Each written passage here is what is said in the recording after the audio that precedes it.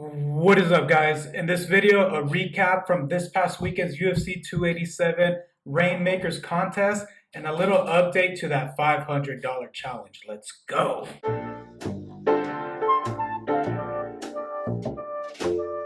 All right, so I have the winning lineup pulled up in front of me. At the captain spot, again, this is for the rare contest. We are playing the rare contest here for the $500 challenge.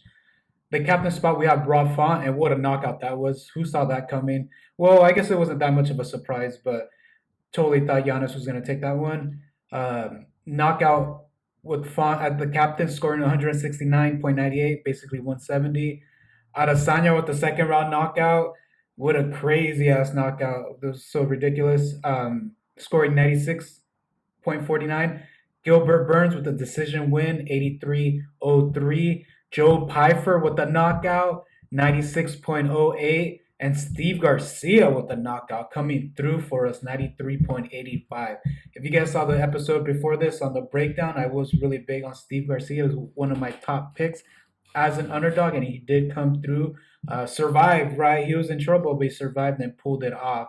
So that was our winning lineup there. Okay, now looking at the cost of these fighters, the total cost for building this lineup was $25.11. This goes to show you that you don't need all the just top fighters. Actually, that will be not as efficient as picking these fighters down here that save you money and save you ownership. Because if you pick these fighters looking at their ownership, like Gilbert Burns, Raul Rosas, Pereira, Yanis, Adesanya, Pyfer, Carl Williams, like all those top fighters, you're more likely to get duplicated. And when you get duplicated, you share your contest winnings, which we do not want. So this is an example right here, digging down here and still winning the contest. Okay, so looking at the numbers for this contest, hashtag nerd alert, we're gonna break it down real quick. So we had $45,000 in prizes. There was 2,371 people entering. So that came down to $18.98 per ticket. That was around how much it was worth to enter. With the rake, Draftkings DFS usually gives you a 15% rake. I bumped that up to a 20% because I do understand there's more utility to these cards beyond just playing the contest. So I bumped that up to a 20% rake.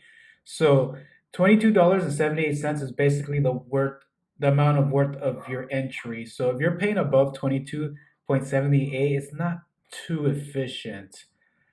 The winning lineup costed $25.11, so you're at the ballpark. That's pretty decent.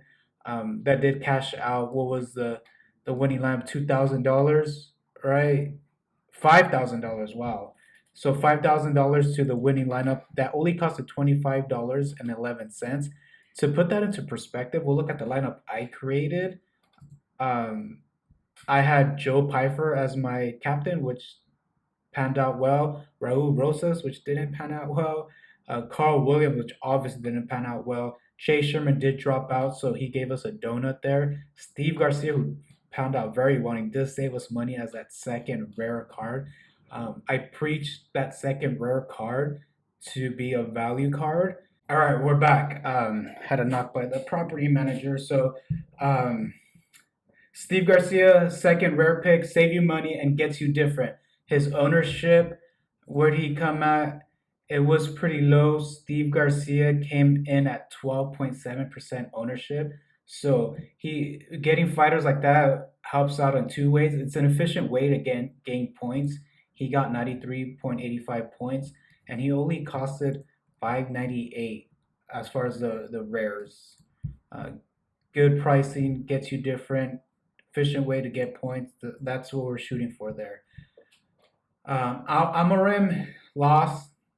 She almost had. See, this is what we were going for. I knew I was taking a risk with that fighter because it was going to be a first round finish or bust type of fight, and she did almost have Hughes with the choke several times, but she did not pull it off. Exhausted herself. Her first time ever going second, third round in her career, and she did not pan out well. What a sloppy fight she had beyond the first round. So I knew that coming in, but I did want to take the risk of that because I felt like this card was going to be a high scoring card. It ended up not being a high scoring card.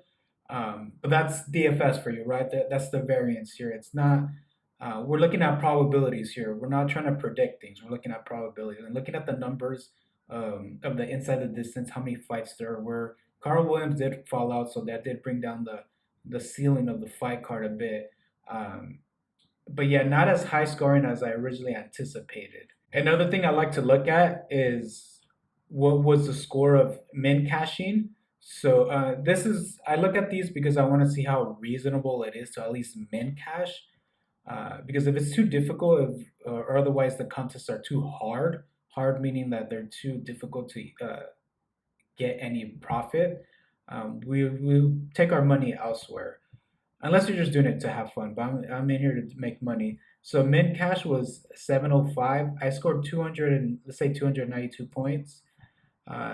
318 was the min cash. So 92, 102, 12, 26 points off.